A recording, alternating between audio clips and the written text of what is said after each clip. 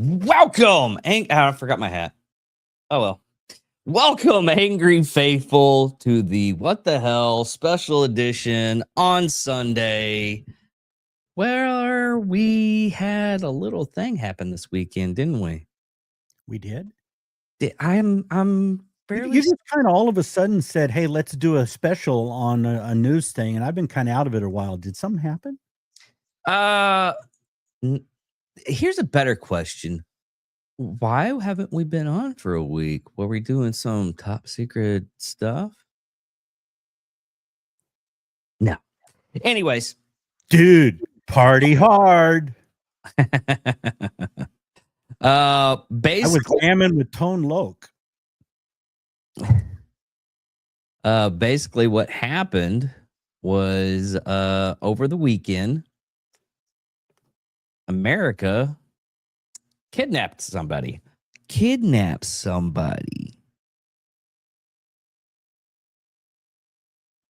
So, yeah, that happened. America went to bring someone to justice, and that's all we did. No other motive. Here's the whole skinny of that whole thing. We're gonna go over right now. What we're gonna do is we're gonna go over the crimes of Maduro, what had happened. Now at this time, some of this stuff is, you know what? I'm gonna read it off. First thing is narco-terrorism, accusing the leader of the Cartel of the Suns, which the Cartel of the Suns is named that because of the symbols on the generals' lapels. Basically, the Cartel of the Suns means the generals, and Maduro was head of that cartel. Cocaine importation. They have Colombia was shipping. Colombia cartels were shipping their products through Venezuela, and the Venezuelan people government was implicit to it.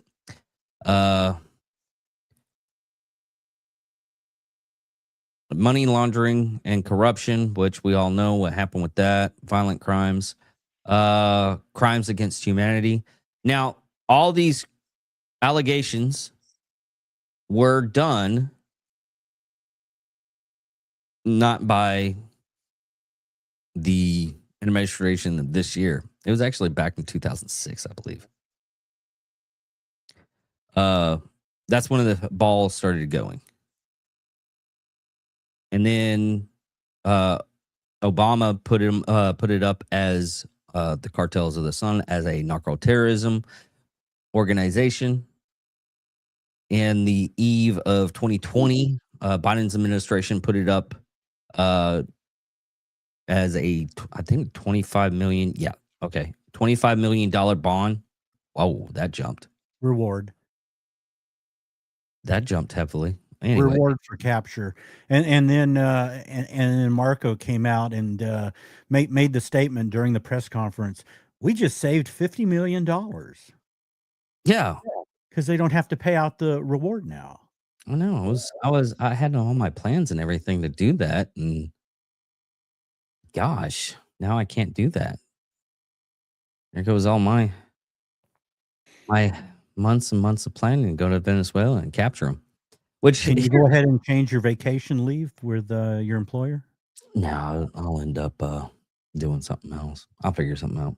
Anyways, that was a big jump. We went from 28 to like 6 so far. Yeah. As of right now, Maduro and his wife are captured and going through prosecution on federal charges through federal New York judges. We don't have it now as of yet of any district drug judges trying to stop whatever Trump was doing. Of course, this is just a day after the fact. We'll have more information on next Friday for you on our regular schedule. Now, saying that, there is some people that are talking that the reason why it was kind of easy, which it wasn't easy to do what we did. Uh, yeah, hi, how's it going? Sorry if I'm reading off of notes, so I can't go in the comments that fast. But thank you for the comments, everybody that's commenting on this. Uh, anyways, Ah, howdy. yes. Anyways, a number of things that have happened that is really strange, and we'll go over all this stuff right now. As of right now, the reason we went over the crimes, the reasoning for the policies. A lot of people are saying that the reasoning. Let me go ahead and put this up right there, so everybody can see that we're getting comics. Uh, the reasoning isn't just oil. The oil thing was documented. The reason why we are doing it was back in 2015. And that reasoning was Venezuela's government at the time decided to take over all the oil refineries. During that time frame, thank you very much. Finally, a normal stream. Yeah, finally. Uh, We're just going and just to relate everything, we're just going to go over the stuff of what is happening. Yes, Bill does have a MAGA hat. Doesn't mean we're all MAGA here. We're just reporting on what's going on in Venezuela right now and the reasoning why this is happening. Uh, Another thing that is happening right now is with the oil refineries. What's going to happen is we're going to take back and the oil refineries that the U.S. government had placed there. There's going to be a lot of challenges with those oil refineries. The reason why I say that is a good portion of them, only 20% of them, are operational. So it is going to have to go through a big maintenance position. So if you are in oil refinery maintenance working, doing those big, you might get a good paycheck doing that in Venezuela.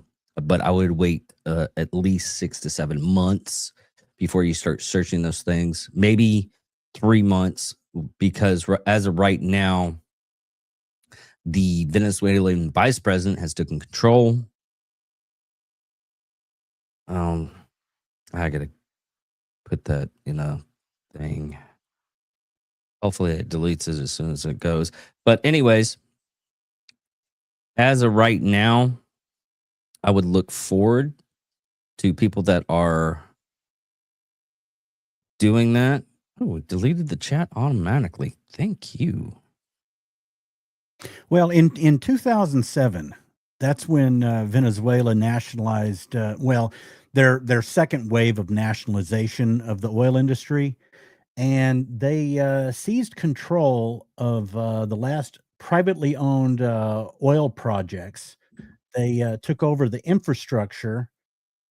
ExxonMobil and Conoco refused the new terms. So basically, their equipment became Venezuela's. So Trump isn't taking the oil infrastructure, he's returning it to the companies that Venezuela originally stole it from.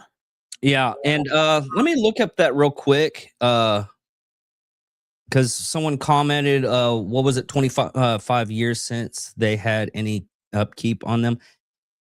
Probably not as probably more than that. And I'm not saying that because I know for a fact, but they probably had Chinese delegates go in and try to repair some of the stuff.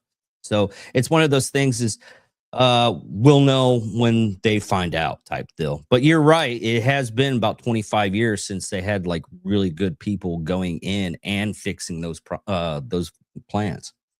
Also, the tankers themselves were some of the oldest, least maintained tanker fleet in the world. Oh yeah, have you So seen? as far as the environmentalists are concerned, the environmentalists should be happy because Venezuela, Maduro did not care about the extraction techniques for the oil. So nothing was environmentally friendly. The tankers were pollution belching behemoths. Mhm.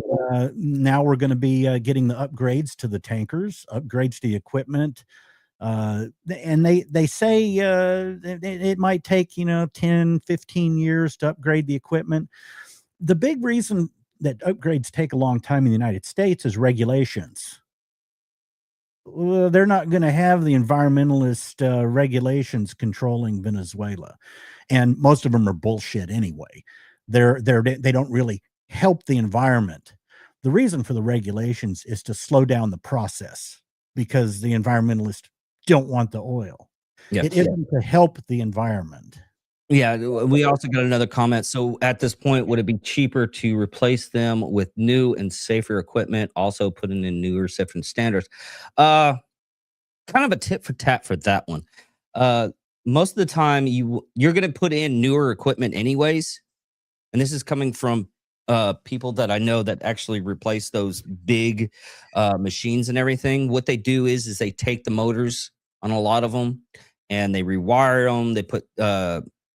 They don't really put in a new motor, they refit them in newer processes. Like they rewire the copper. I mean, yes, you're right. It would be maybe a little bit cheaper, but it wouldn't be sustainable. It's one of those things that uh, use the stuff that you have there, and hopefully you can get it up and running and doing like uh,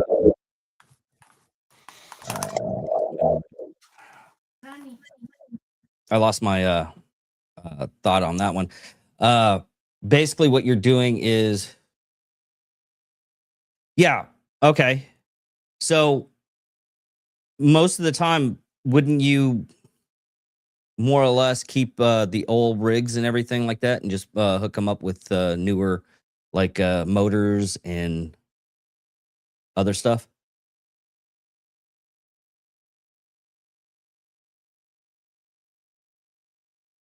And yes, I'm talking to you, Kyle Miner. Mine, Miller. Sorry if I mess up your name or about names. But you're also thinking about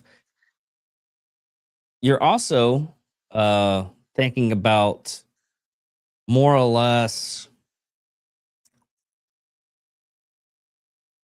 that'd be a better question. Are you talking about more or less making a whole new facility or revamping the whole new facility? Because talking about revamping the new facility. I mean, you can revamp it by just putting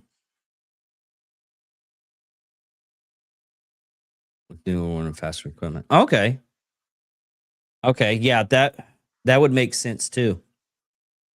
Well, Also, any pipeline that hasn't been used, as far as I know, this can be confirmed by our pipeline person in the chat. Anything that hasn't been used, it degrades so much it can't be. If you haven't had oil flowing through it, then it becomes unusable, and that's what's happening in California right now. okay. And a reason that gas prices are probably going to go up soon, Well, especially in okay, okay. I'm gonna stop you right there. It's gonna go up between Arizona, Nevada, and California. And the reason why that is because California was supporting all those ones. and Oregon and Washington. Oh wow, the last one you built was in 1970s. Okay. Well, still, that would be actually the other reasoning of, you know, setting yourself up to go to Venezuela and get a job out there. Is, I mean, you probably get, oh dude, those oil field guys that redo places like that, bank, like bank big time money. I mean, it's hard work, and I praise the men that do it because they work their asses off on those things. on just rebuilding. Uh, Kyle, how long does it usually take to rebuild one? While we go over that.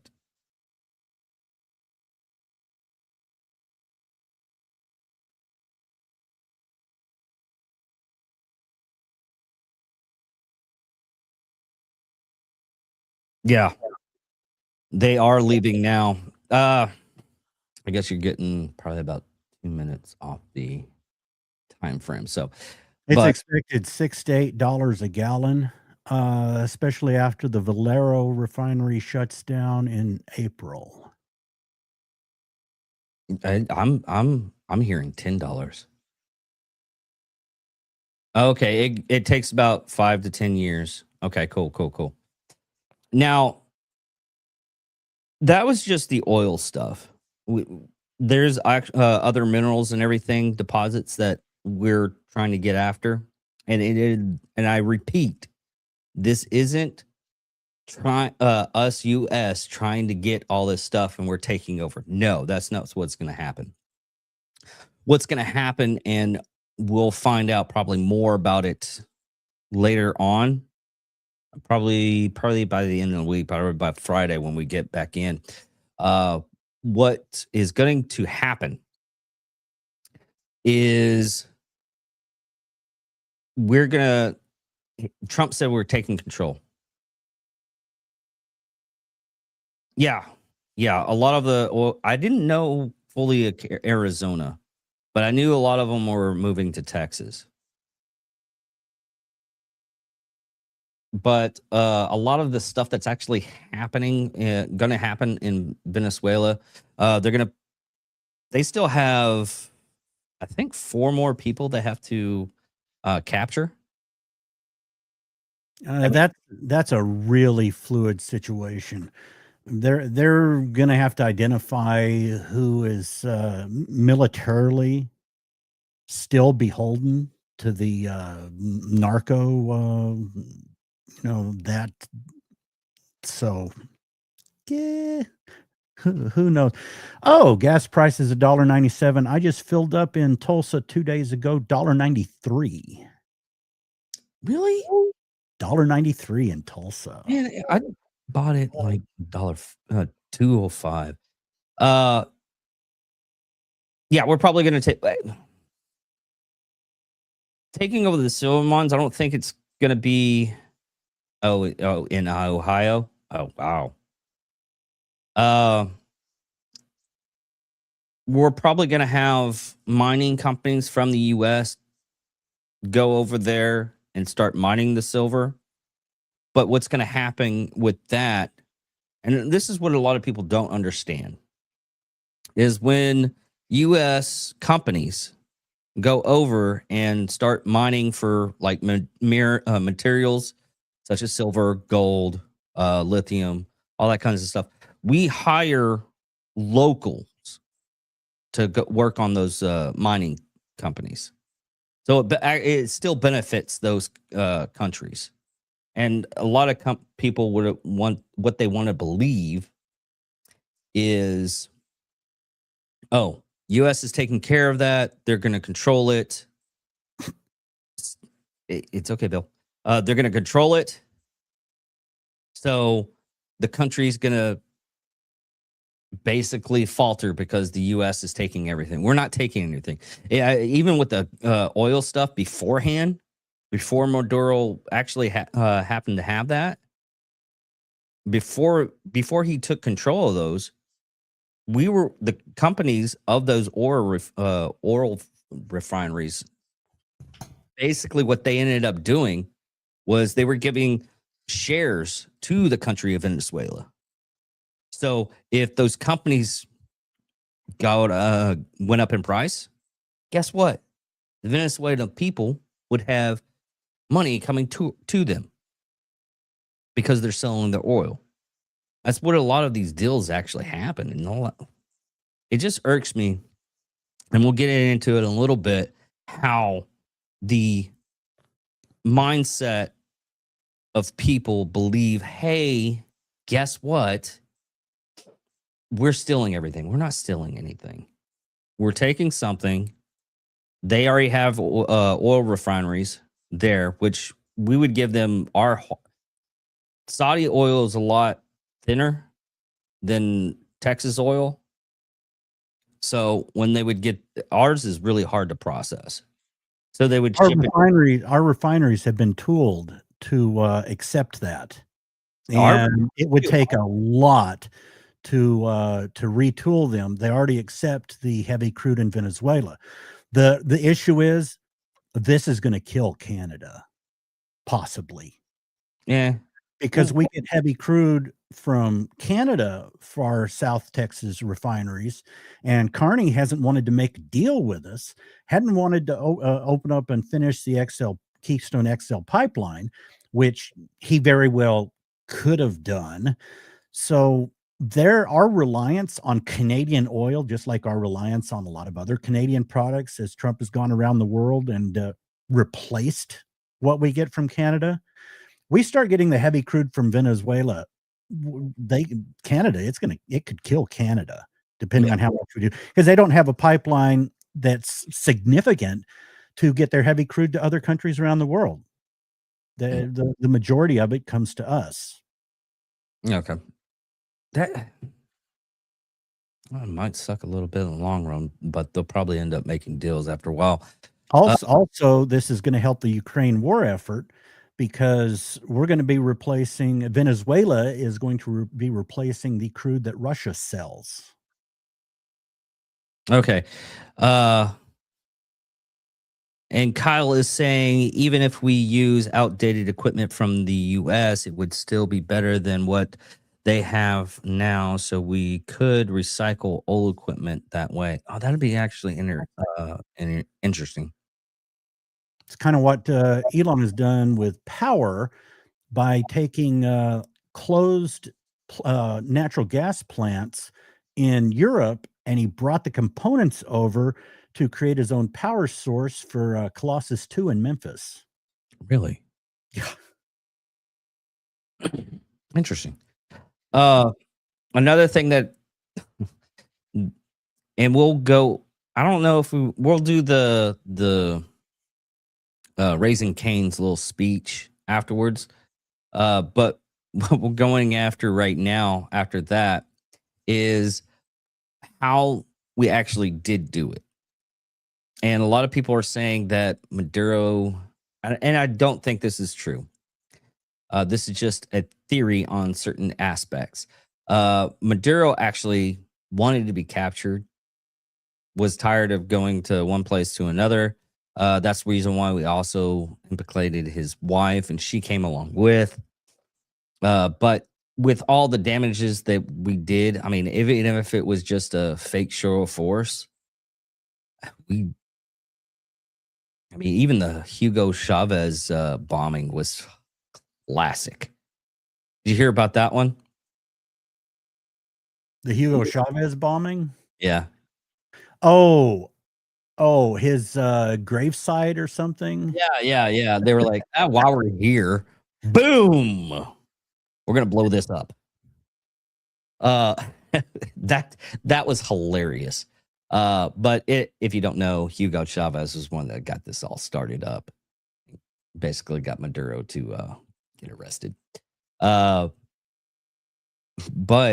I think it was the last 4 to 5 years where China and Russia put their best equipment for Venezuela to secure their Venezuela's borders. I think it's even closer to like 2 to 1 year here recently, like a couple of months. But they wanted to secure their oil stuff they were getting from Russia and China were getting from Venezuela. So they gave them their best equipment. What they didn't realize was their best equipment was from Temu and Wish, and we ate through it like it was candy and asking for more. And when they didn't have any more, we're like, well, we're going to take the guy and just run. That's what happened. And now China is going to give second thoughts to Taiwan. Yes. Well, geez, our stuff really doesn't work against the U.S. Oops. Oh, and then, yeah, I like, what Trump did and made the people of Venezuela yeah, and it energized the, protests here. The, planned protest, I saw a good video of, they simultaneously had switched, 4 different main protests to pro-Venezuela protests. Yeah. A good video I saw on that, and then you've got the world leaders. The world leaders, I have, on X a, list that is world leaders. So when something big happens, I can go click on that, and all I'm seeing are posts by world leaders, and they were real cautious. "Oh, yeah, we got rid of Maduro. We never, really, saw him as a leader." But so they were real cautious in that dividing line. But then you got Russia, China, Iran, Turkey, Syria, North Korea, Korea, and Belarus. Uh, all recognized Maduro as the leader. So yeah, but I thought Trump was an agent of Putin, which would mean he wouldn't do anything against Putin, but Putin is pissed at him. Okay, well, however that goes. Yeah. Hoping Iran's next. I saw I saw one from Australian news. People were commenting, "Get Albanese next." Yeah. Yeah. But here's the thing, and I'm going back a little bit about the protests with Venezuela. Or not even the protests of Venezuela, the celebration in Venezuela. All the celebrations happening with all Venezuela's. But and the downside of that, what's happening with that is we have protests here in the United States saying, "Oh, uh, bad for Trump for doing that." And I'm about to tell you something about that. Uh, the Chinese Communist Party, the linked nonprofit, is behind the pro Maduro anti Trump protests in New York City. People's Forum has admitted to receiving over $20 million from uh, Naval Sea, an individual with well documented ties to CCP and living in Shanghai. Ah, Shanghai. Words are not my forte. The communists are mad at Trump arresting their communist tyrant. These funds were funneled by shell companies and donor advised funds per House committee reported release in 2025. People's Forum has indicted protests, riots across the U.S., including violent demonstrations against immigration and custom law enforcement and disrupting occupations of college campuses across the U.S. Basically, what I'm trying to get at on that is, yeah, it's being paid for by the CCP, and they're using the billionaire to do it, and he's going through shell companies to push it through. So I've seen this one video. Let me see if I can pull it up on X. It's been constant where this guy was. It's a reporter for, and I'm gonna keep on saying reporter instead of like independent journalism. They're reporters. Right? It's your decision to see if they're good or bad. Some of them are just asking questions towards people on like campuses or doing the protests.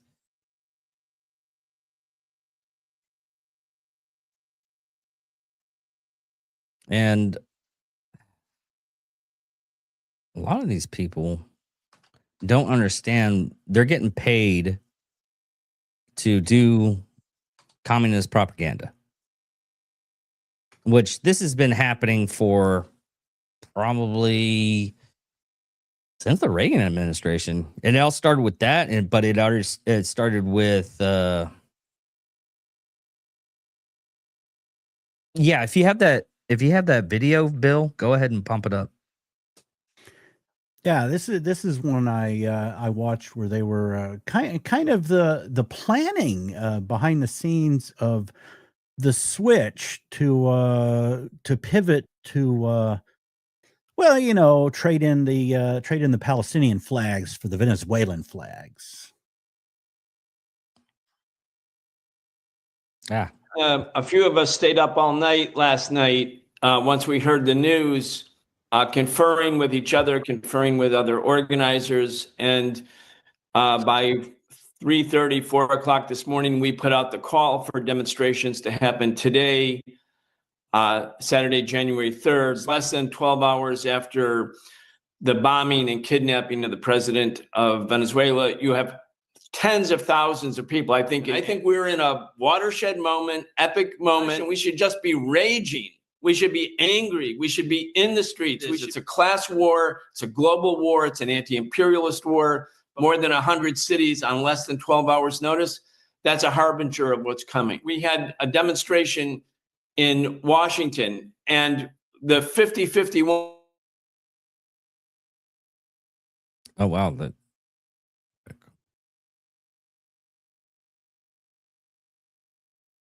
yeah, I bet they are making a killing.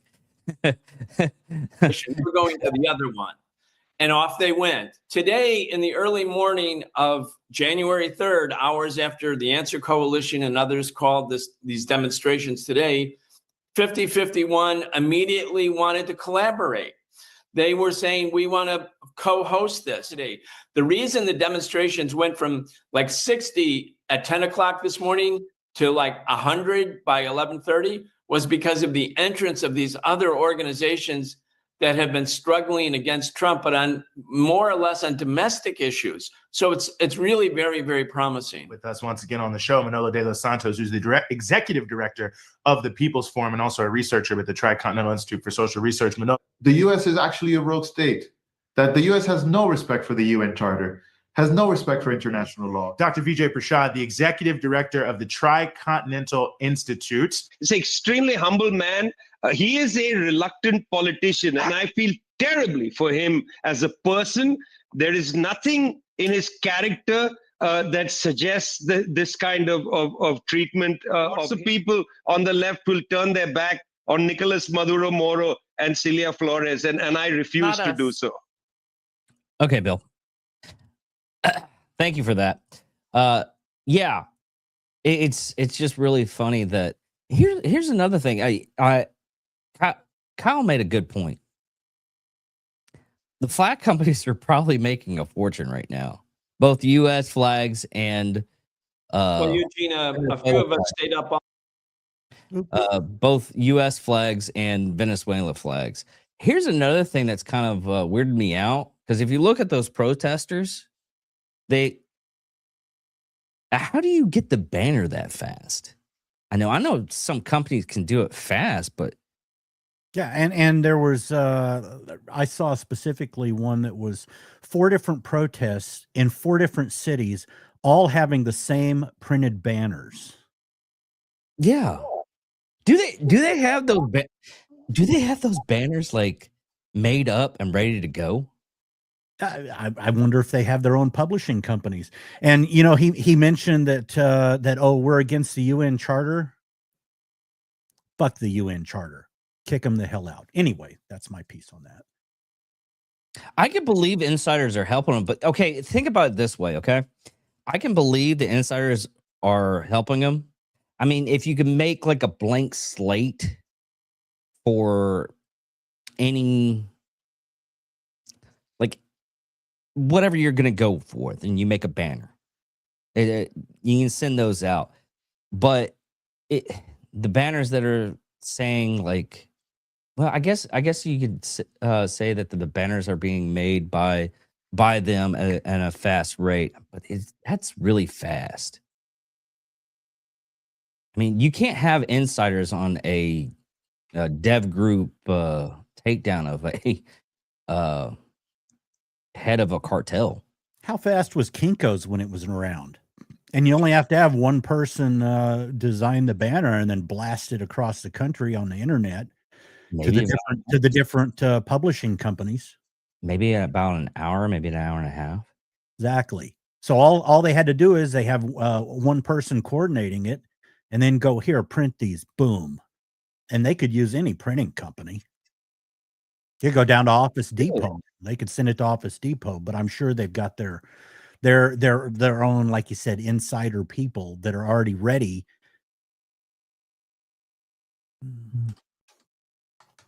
But you got to also remember there was what was it, 200 to 300 organizations that were together just for that No Kings protest. Those groups are still coordinated against Trump, against America. They're still together.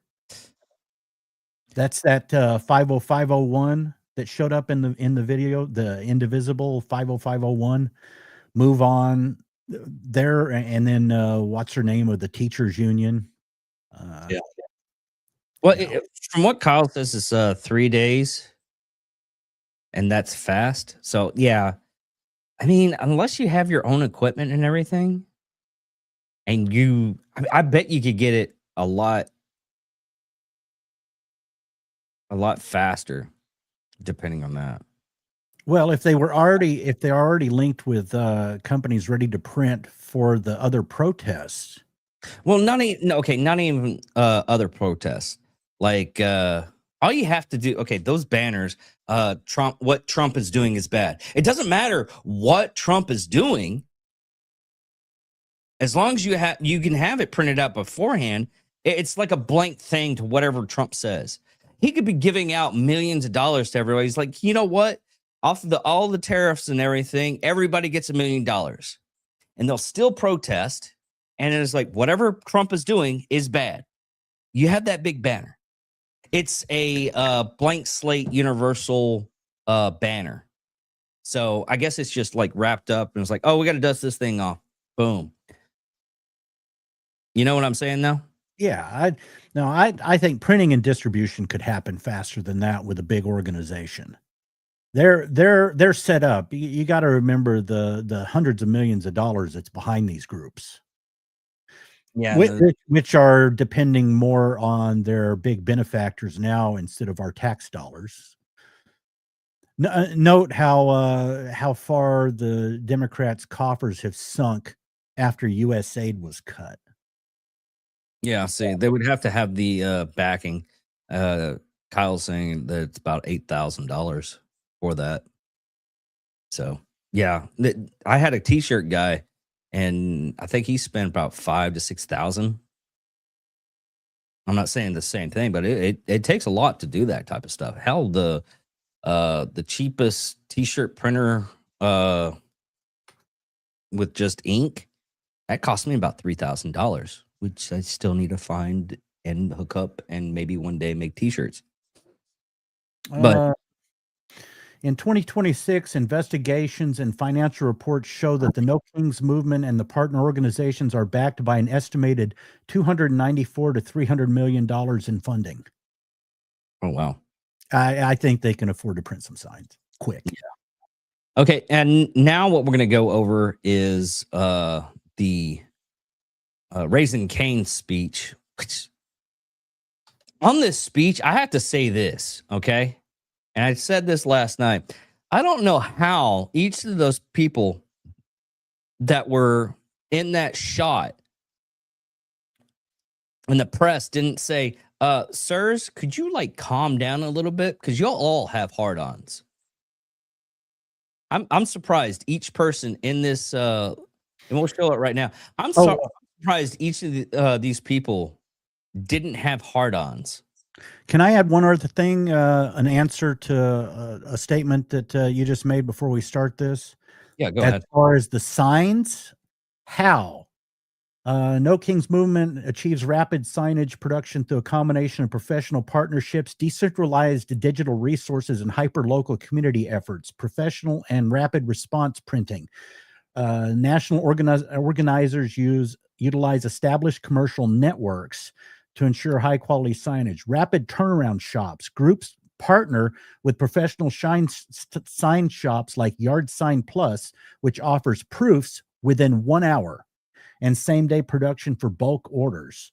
Local printing hubs for quick local distribution. Organizers encourage supporters to use chain retailers like Staples, FedEx, or OfficeMax for same-day large format poster printing, and then pro bono local shops. Independent shops such as Basecamp Printing have historically provided free pre-printed signs to posters on the protesters on the morning of major events.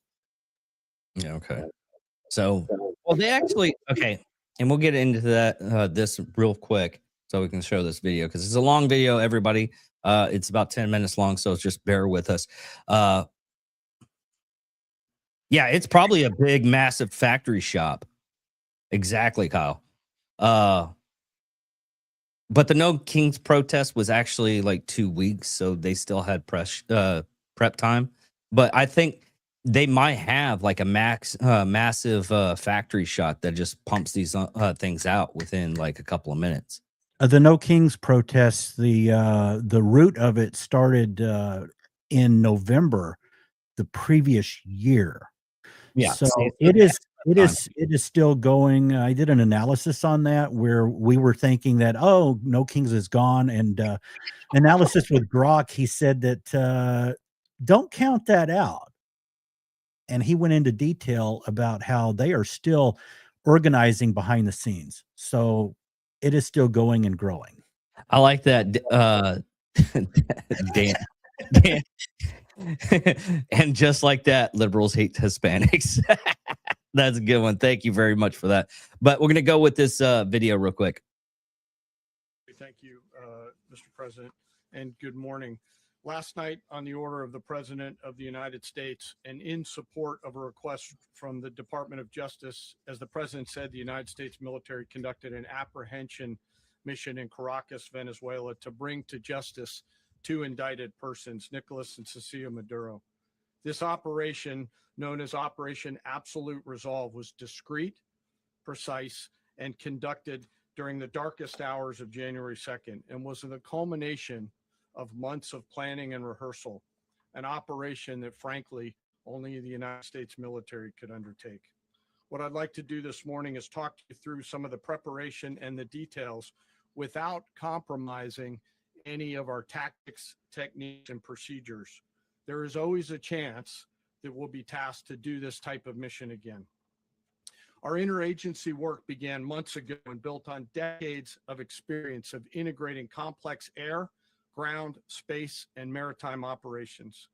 While the past 2 decades have honed the skills of our special operations forces, this particular mission required every component of our joint force, with soldiers, sailors, airmen, Marines, and Guardians working in unison with our intelligence agency partners and law enforcement teammates in an unprecedented operation. We leveraged our unmatched intelligence capabilities and our years of experience in hunting terrorists. And we could not have done this mission without the incredible work by various intelligence agencies, including the CIA, NSA, and NGA. We watched, we waited, we prepared, we remained patient and professional. Allergy meds were draining my wallet, hoping it would cure my dog Minnie's obsessive paw licking and scratching. This mission was meticulously planned, drawing lessons from decades of missions over the last many years, many missions over these last many years.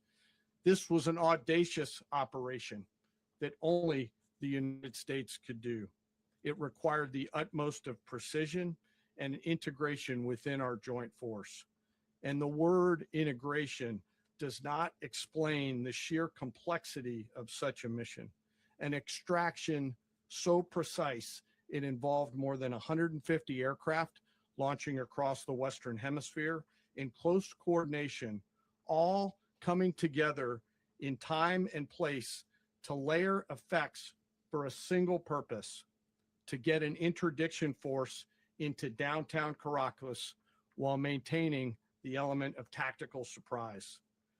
Failure of one component of this well-oiled machine would have endangered the entire mission, and failure is never an option for America's joint force. Those in the air over Caracas last night were willing to give their lives for those on the ground and in the helicopters. Let me talk a little bit about the preparation. After months of work by our intelligence teammates to find Maduro and understand how he moved, where he lived, where he traveled, what he ate, what he wore, what were his pets. In early December, our force was set pending a series of aligned events. Key was choosing the right day to minimize the potential for civilian harm and maximize the element of surprise and minimize the harm to the indicted personnel. So as the president said, they could be brought to justice. And as the president said earlier today, weather in Venezuela is always a factor this time of the year. And over the weeks through Christmas and New Year's, the men and women of the United States military sat ready, patiently waiting for the right triggers to be met and the president to order us into action. Last night, the weather broke just enough, clearing a path that only the most skilled aviators in the world could maneuver through. Ocean, mountain, low cloud ceilings. But when tasked with a mission, this organization does not quit. At 10:46 p.m. Eastern time last night, the president ordered the United States military to move forward with this mission. He said to us, and we appreciate it, Mr. President, good luck and Godspeed. And those words were transmitted to the entire joint force. Over the course of the night, aircraft began launching from 20 different bases on land and sea across the Western Hemisphere. In total, more than 150 aircraft, bombers, fighters, intelligence, reconnaissance, surveillance, rotary wing were in the air last night. Thousands and thousands of hours of experience were airborne. Our youngest crew member was 20, and our oldest crew member was 49. And there's simply no match for American military might. As the night began, the helicopters took off with the extraction force, which included law enforcement officers, and began their flight into Venezuela at 100 feet above the water. As they approached Venezuelan shores, the United States began layering different effects provided by Spacecom, Cybercom, and other members of the interagency to create a pathway. Overhead, those forces were protected by aircraft from the United States Marines, the United States Navy, the United States Air Force, and the Air National Guard. The force included F-22s, F-35s, F-18s, EA-18s, E-2s, B-1 bombers, and other support aircraft, as well as numerous remotely piloted drones. As the force began to approach Caracas, the Joint Air Component began dismantling and disabling the air defense systems in Venezuela, employing weapons to ensure the safe passage of the helicopters into the target area. The goal of our air component is, was, and always will be to protect the helicopters and the ground force and get them to the target and get them home. As the force crossed the last point of high terrain where they'd been hiding in the clutter, we assessed that we had maintained totally the element of surprise.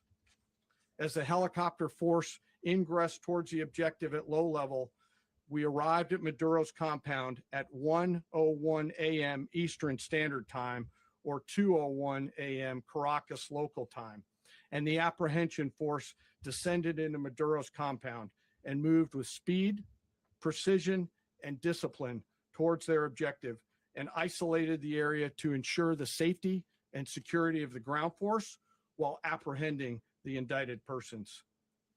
On arrival into the target area, the helicopters came under fire, and they replied with that fire with overwhelming force in self-defense. One of our aircraft but remained flyable, and as the president said earlier today, all of our aircraft came home, and that aircraft remained flyable during the rest of the mission. As the operation unfolded at the compound, our air and ground intelligence teams provided real-time updates to the ground force, ensuring those forces could safely navigate the complex environment without unnecessary risk. The force remained protected by overhead tactical aviation. Maduro and his wife, both indicted, gave up and were taken into custody by the Department of Justice, assisted by our incredible U.S. military with professionalism and precision, with no loss of U.S. life. After securing the indicted persons, the force began to prep for departure. Helicopters were called in to exfiltrate the extraction force, while fighter aircraft and remotely piloted aircraft provided overhead coverage and suppressive fire.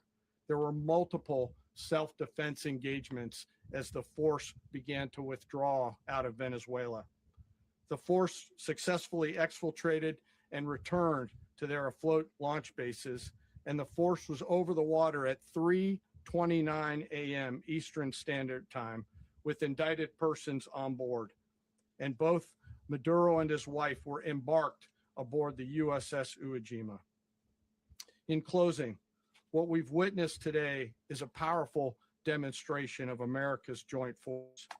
We think, we develop, we train, we rehearse, we debrief, we rehearse again and again, not to get it right, but to ensure that we cannot get it wrong. Our jobs are to integrate combat power so when the order comes, we can deliver overwhelming force at the time and the place of our choosing against any foe anywhere in the world. I am immensely proud today of our joint force and filled with gratitude to represent them here today. Simply no mission too difficult for these incredible professionals and the families that stand by them and support them.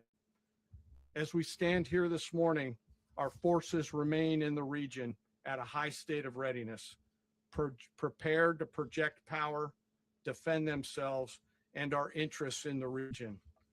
This operation is a testament to the dedication and unwavering commitment to justice and our resolve to hold accountable those who threaten peace and stability. In closing, I want to express my heartfelt gratitude to the brave men and women who executed this mission.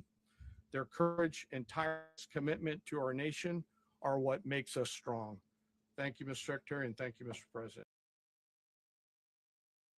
Okay. Well, one thing before we head down to other things on this. Yeah, we're bullies by Joey Flores. I want you to listen to this perfectly well. If we were the bullies, then why is Venezuela and all the people in there going out celebrating what we've done in the capture of a terrorist? That's what I want to understand. If you can comment that, Joey Flores 6096, please. But it was okay for Biden to leave. Yeah. That's still not focused on right now. But yeah, I like this. We're bullies. That's not what America is about. Yeah, no. It wasn't about being a bully. It was about freeing from a dictator, which is in Venezuela. When we get in there, take them out, and guess what? Every person that's Venezuelan have been crying with happiness. Tears of joy. That's what I want you to understand. So next time you have a comment like that, hey, go ahead, put it on there. I don't care. Why don't you realize someone's going to FO? But anyways, yeah, we have some bad stuff happen for the leaving billions of dollars in military equipment in Afghanistan. That was ridiculous. Yeah, thank you, Kyle. Also, and that's what we'll go ahead and let me bring this up. And I want everybody to understand this is a Venezuelan upset at the legacy media. Let me go ahead and share this real quick. It takes me times to get all this stuff.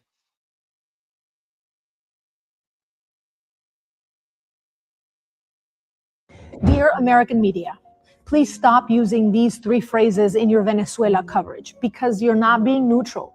You're legitimizing a dictatorship. Listen, I've worked in American media my whole life. I've even published in the New York Times. And yes, they've been one of the outlets getting this wrong. So here's what to stop saying. 1, President Maduro. Maduro claims he won the election in July 2024 with no proof. The opposition, led by Edmundo Gonzalez and Maria Corina Machado, won by a landslide and have the receipts. So say dictator, autocrat, authoritarian leader, de facto ruler. Stop granting him the title president. 2, regime change. Regime change makes this sound like Iraq or Afghanistan to the American public. Use democratic restoration, constitutional order, a democratic transition, a return to what voters chose. 3, Delcy Rodriguez is a moderate. Speaking French or studying abroad doesn't make someone a moderate. Delcy Rodriguez is Maduro's VP. She handles the oil and is responsible, along with his power brokers, for one of the biggest refugee crises in our hemisphere and for torturing and imprisoning thousands of innocent people. If she replaces Maduro, it's not an ouster, it's a reshuffling. If this coverage affects you, share this. Send it to your American friends and tag journalists and editors and outlets, because if the U.S. public doesn't get the words right, they'll never understand what we're setting out to do. Si eres venezolano o latinoamericano, comparte este video con tus amigos estadounidenses, con publicaciones, periódicos, editores, que tenemos que empezar a usar la terminología adecuada para lo que está pasando en Venezuela. Yeah. So that's coming from a Venezuelan. Forgot to do that. Yeah, we do need to get the VP next. What we're looking at right now is the next one up is the VP. Hopefully, we can restructure to get the actual person that's actually supposed to be the president of Venezuela. But you also got to get rid of 4 of the generals also that are more or less in charge of the military there. Hopefully, what happens is we can, not we as the Venezuelan people, can get in there, get a newer person in there, get rid of the cartel. But in all reality, PA Dutch. That's funny. But yeah, we took an hour of your time. Thank you all that are actually listening to us and everything. Oh, hey, there's the guy who says he doesn't speak Spanish. Yes, Kyle. Kyle. Now I have this is not a product endorsement, and it's better if someone does speak Spanish, but let's go ahead and put this product out. Direto de Caracas, chegou Madurinho, o prisioneiro mais procurado do mundo, com recompensa de 50 milhões de dólares e muita história para contar. Traga ele algemado numa missão radical da Delta Force. Senhor cobarde, venga por mí, aqui lo espero en Miraflores, no se tarde en llegar, cobarde. Com bandeirinha, comida de cela e algemas de verdade. Leve pra base, interrogue e mostre quem manda. O Madurinho, o prisioneiro mais procurado do mundo. You know, I saw that. And I think to myself right now, I would buy that product. I would next toy for my son. Yeah, dude, not even for your son. You keep it for yourself on that one. You just reminisce, okay? And if your son wants to touch it, you're just like, no. Daddy says no. That's daddy's toy. This is my menudo. I'm waiting for this to appear in Venezuela. Oh yeah, that's probably coming next. But yeah, just to let everybody know, we have shows. Usually we're on Fridays, Wednesdays, and on Mondays. Mondays is a sports show, 7:00. Wednesday is our X show that we were only on X. I got the Amish for Trump action figure. That's awesome. That pushed him over the top in Pennsylvania. I tell you, Scott Pressler getting that Amish vote. Yeah, you gotta be praising that what game. What on in Pennsylvania? It was Scott Pressler and the Amish vote. Yeah, he he went out and just decimated Pennsylvania, just getting the Amish vote. But just to let everybody know, Mondays is our sports show, Nerd Sports, 7:00. Wednesdays, X only. You can only view this on X because freedom of speech is more valuable on X.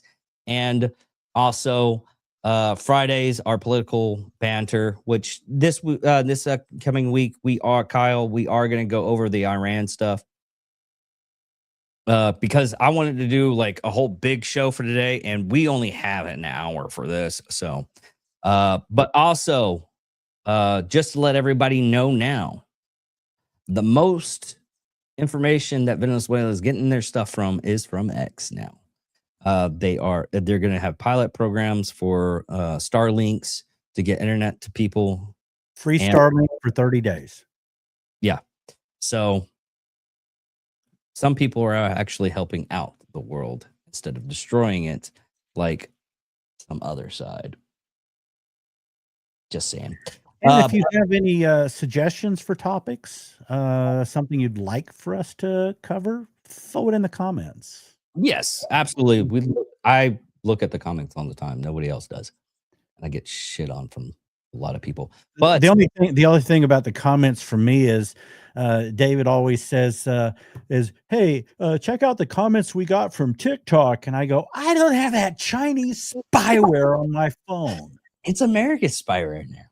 But anyway, not yet. Anyways, thank you all for listening. Thank you all for watching. I'm David Dickerman. Yeah, I'm Wild William. Love you guys. Thank you again. Goodbye.